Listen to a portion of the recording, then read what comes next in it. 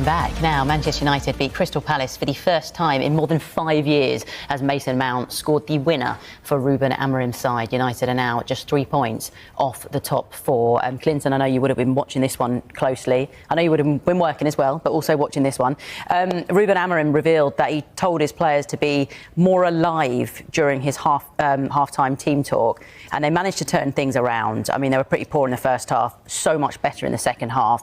How, I suppose, pleased will United fans be with how they managed to respond after playing so poorly in the first half? Yeah, they'd be happy with the second half performance. The first half of performance, nowhere near good enough. Palace should have been out of sight. On another day, if Palace take their chances, the game's over.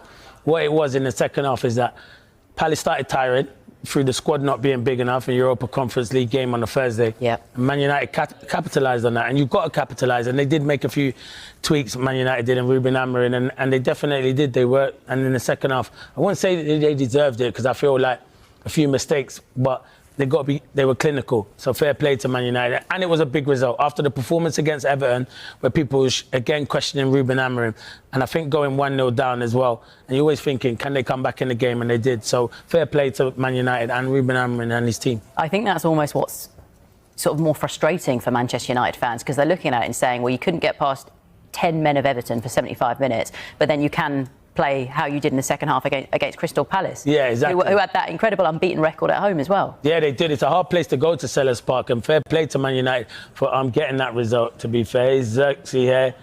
And I think Dean Henderson, who's been a fantastic goalkeeper, he'd probably be disappointed, Dino, that he gets beat on his near post. But sometimes it was... No, it wasn't. In actual fact, that's a great finish. It wasn't that one. I think it was the Mason Mount. That's a good finish from Xerxes. It's the finish here from Mason Mount. And the wall can do better. I think the wall lets down Dino there, and that's where he beats him on his near post, because he takes that step, and the wall can do better. So in actual fact, looking back at that, it's not Dino. You take it back. Take the criticism Dino's back. Been outstanding. It's not Dino. It's the wall. But good strike from Mason Mount. Well, on Mason Mount then, because that was the difference in the end. That was the winning goal.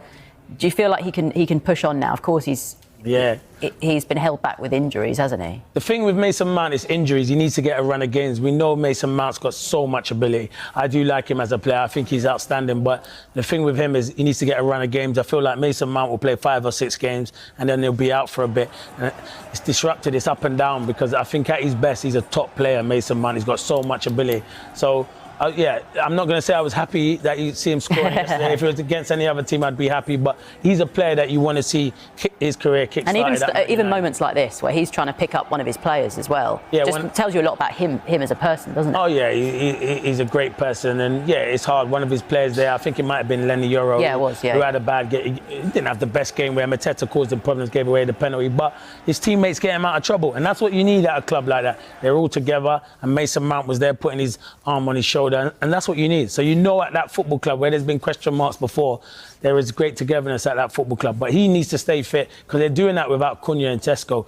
In particular, Cunha, who I think has been very good for Man United, and they're still getting results. So fair play to Ruben Amorim and Man United. Not first half performance, second half performance. Fair play to Joshua Xerxes as well, who's had his criticism in the past and got himself on the score sheet there. Yeah, he did, and it was a really good finish from Xerxes. And yeah, he's obviously getting his opportunity because of the injuries they've got in the front line. But you've got to take your opportunities. He hasn't played a lot of football this season, and that's all you can do, is when you're given these opportunities, can you be clinical? And he definitely was clinical with a really good finish there into the far corner. So, yeah, credit to him, but brilliant ball from Bruno Fernandes. But, yeah, good finish from Xerxes, a really good finish. What Man United needed at that time. Yeah, it was a captain's performance from Bruno Fernandes. Heading into this sort of really busy, festive period of course, I mean, it's a busy week, isn't it, with a couple of games this week. How do you assess where United are? Because it's the inconsistency that's clearly the problem. But when you look at the table, I mean, 3 points off the top 4. Do you feel like that's sort of where they should be? It's close, isn't it? It's tight, the table. It's close. And you know what? The whole league is close, I think, down to like 12th or 13th. There's like 3 or 4 points in it. You've got to take opportunities. You've got to take your opportunities. And they didn't against Everton, but they did against Crystal Palace. And if you ask most Man United fans, would they take where they are now? they'd bite your hand off before the start of the season. And even though they spent all that money, because I did think Man United for many years would take time to get back there. I'm not saying they're going to finish in the top 4, but they give themselves a good opportunity. It's just results like Everton, when Everton go down to 10 men, I think frustrates Man United fans. And then you go and put on a performance like you did in the second half against Crystal Palace, a hard place to go.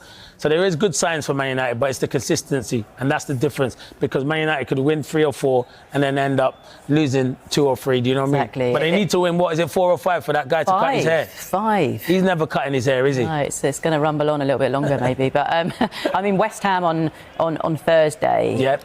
It feels like every game is a big game for United, purely just to try and build a bit of momentum. Yeah, well, that is a big game against a team, West Ham, who have picked up recently, but are fighting for their lives. But you're going, it's Old Trafford, so you got to make that a fortress. And at the moment, they haven't made it a fortress. I think a lot of people go to Man United and think they can get something. But if they can get a result against West Ham, then that would be a good week so far. And they look to the weekend as well. But that is a big game against West Ham, and they'll go into that game full of confidence. But they need some of their injured players back. Cunha needs to get fit. Yeah, I like Cunha is him. huge for them, isn't he? He's massive. Well, as mentioned then, Manchester United against West